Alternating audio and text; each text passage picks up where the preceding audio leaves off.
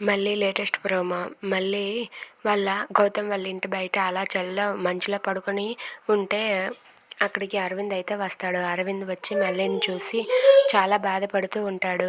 ఏంటి మళ్ళీ ఆఖరికి నీ పరిస్థితి ఎలా మారింది అని చెప్పి అరవింద్ అయితే బాధపడుతూ ఉంటాడు. ఇంతలో గౌతమ్ అయితే మీద నుండి అరవింద్ అలాగే మళ్ళీ వాళ్ళిద్దరిని కింద చూసి చాలా కోపంతో రగిలిపోతూ అక్కడ విరుచుకుపడుతూ కోపంతో ఉంటాడు.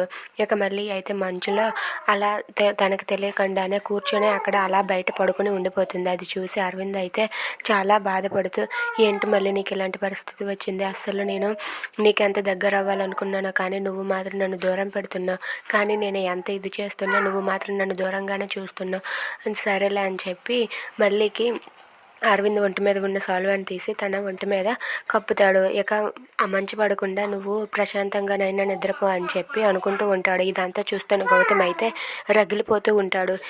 అబ్బాయి ఏంటి అది నా ఇంటి ముందు నా నా కళ్ళ ముందు ఇవన్నీ జరుగుతున్నాయి, నేను అస్సలు భరించలేకపోతున్నాను అని చెప్పి గౌతమ్ అయితే చాలా కోపంతో రగిలిపోతూ ఉంటాడు. ఇక మళ్ళీ అయితే అక్కడ అలా పడుకొని ఉంటుంది.